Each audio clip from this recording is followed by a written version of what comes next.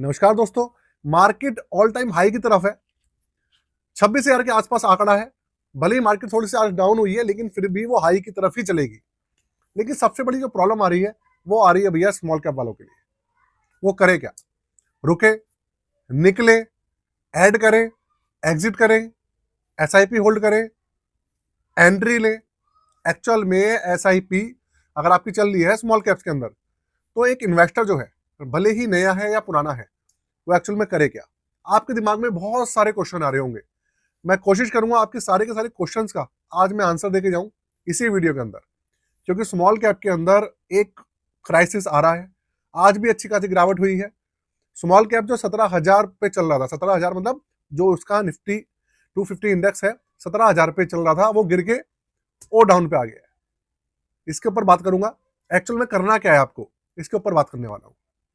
सबसे पहली बात, आपको ना वीडियो को लाइक कर देना है और भैया एंड तक देखना है, छोड़ के नहीं जाना बिल्कुल भी। क्योंकि अगर कोई क्वेश्चन आपका रह भी जाता है ना गलती से, तो मुझे कमेंट जरूर कीजिएगा इसी वीडियो के अंदर। मैं उसको आपके लिए आंसर 101% दूंगा इस वीडियो के अंदर।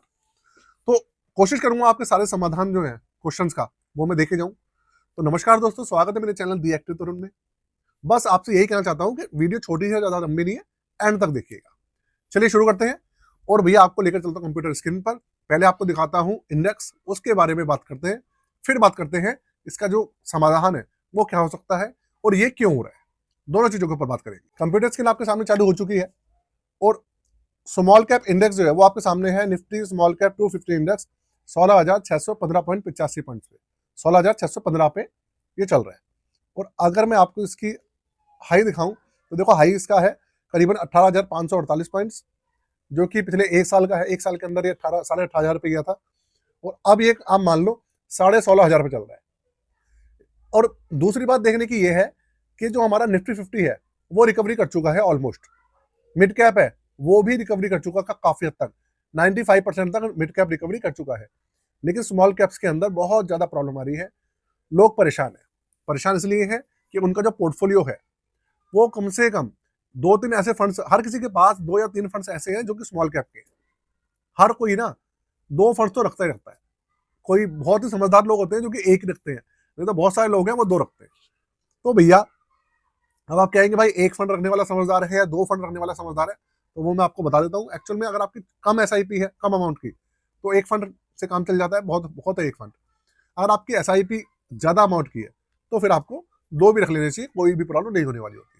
लेकिन उनका सिलेक्शन थोड़ा अलग तरीके से होता है। ऐसा नहीं है कि कोई से भी 2 उठा लिए, अलग तरीके से होता है। उसके अंदर हम किसी और वीडियो में बात करेंगे। तो सबसे पहली बात यह है कि ये गिर क्यों रहा है। देखिए, गिरने का एक ही कारण है, जो स्मॉल कैप कंपनीज है ना, उसके अंदर इतना प्रेशर बना हुआ है अभी स्मॉल कैप स्टॉक्स के अंदर। वो प्रेशर जो है मार्केट का झेल नहीं पा रहे हैं।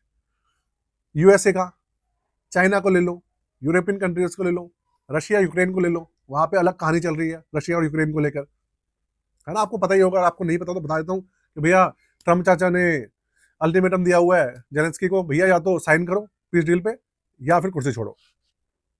तो इस तरीके का पूरा सिनेरियो चल रहा है। जो ट्रेड डील है हमारी इंडिया और यूएसए की, उसके बारे में अभी कोई खबर निकल के नहीं आ रही है। तो इसका हर्जाना जो है इन सब चीजों का, वो किसको भुगतना पड़ रहा है? वो भुगतना पड़ रहा है स्मॉल कैप कंपनीज को, क्योंकि सबसे छोटी कंपनीज होती है, सबसे ज्यादा ग्रो भी यही करती है और सबसे ज्यादा गिरती भी यही है।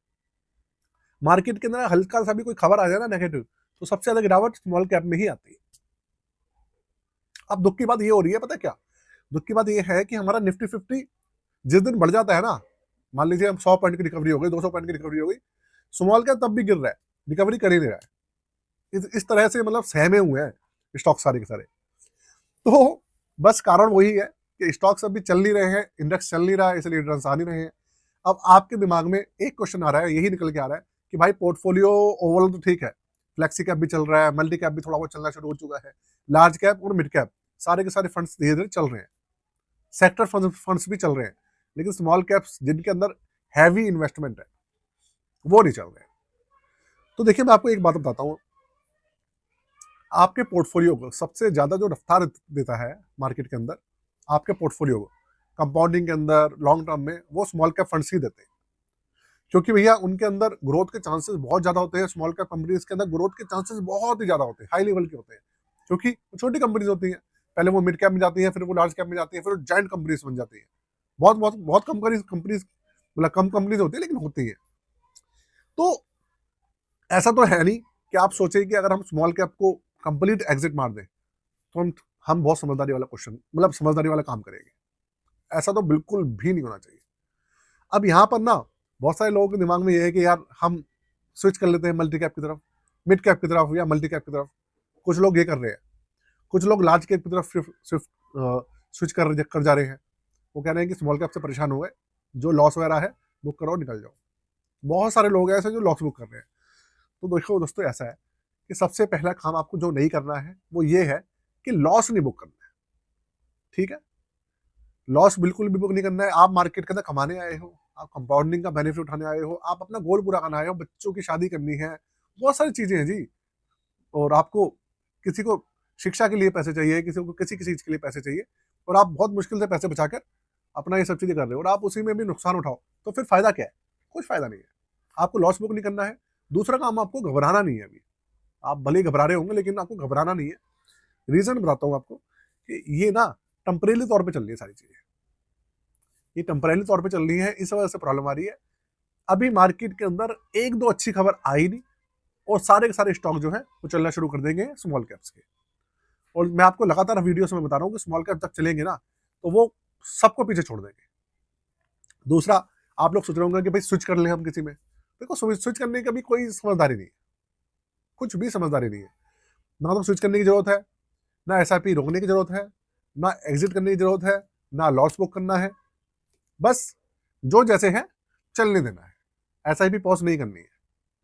और साथ में अगर एक काम, अगर आप घबराते नहीं है, आपको विश्वास है मेरी बात में, और अगर आप कर सकते हैं तो आप हल्का थोड़ी थोड़ी सी अमाउंट जो है आपके जो स्मॉल कैप फंड्स है उनके अंदर एड ऑन कर सकते हैं, उनको टॉप अप कर सकते हैं स्मॉल कैप फंड्स को।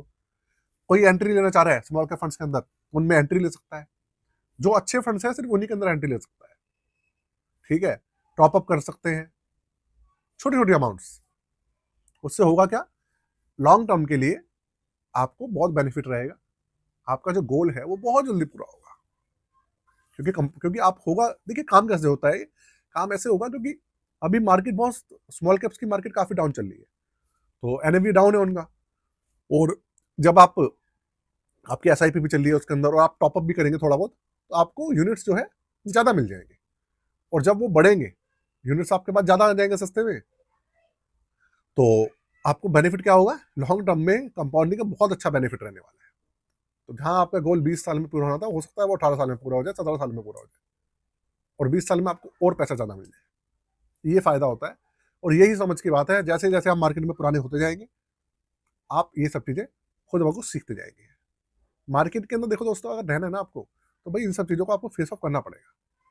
अगर आप ये चीजें फेस ऑफ नहीं कर सकते मार्केट के अंदर, तो ना फिर आप देखिए, आप लोगों के लिए फिर एफडी, पीपीएफ, एनपीएस, ये सब चीजें जो है ना वही अच्छी रहती है। क्योंकि देखो यार, मार्केट के अंदर जो डर गया वो भैया घर गया समझ लो। क्योंकि डर के आगे ही जीता है, वो बहुत सारे क्वेश्चन कहते भाई, बहुत सारे मुहावरे हैं कि डर के आगे जीता है, जो डर गया वो घर गया। ये सच्चाई है मार्केट के अंदर। भैया डरने वाला को कोई काम नहीं है, घबराओगे तो आप नुकसान उठाओगे, ये पक्की बात है। तो इतनी छोटी सी इंफॉर्मेशन थी आपके लिए। कैसी लगी मुझे वीडियो जरूर बताइएगा। साथ में चैनल को सब्सक्राइब कर लीजिएगा और बेल के आइकन को दबा दीजिएगा। और खासकर अपना पोर्टफोलियो अभी के समय में, बहुत सारे लोग हैं, रिव्यू कर लीजिएगा। अगर आपने नहीं कराया तो रिव्यू मुझसे करवाना चाहेंगे तो करवा सकते हैं। डिस्क्रिप्शन में मैंने दिया हुआ है व्हाट्सअप नंबर, उसके थ्रू आप करवा सकते हैं। और रिव्यू करवाने में देखिए 1 आध दिन का समय लगता है, क्योंकि और लोग भी होते हैं लाइन में, तो इस चीज़ का आप ध्यान रखिएगा। और चार्जेस वगैरह सारी डिटेल्स में मेंशन है, आप देख लीजिएगा। आज के लिए जय हिंद।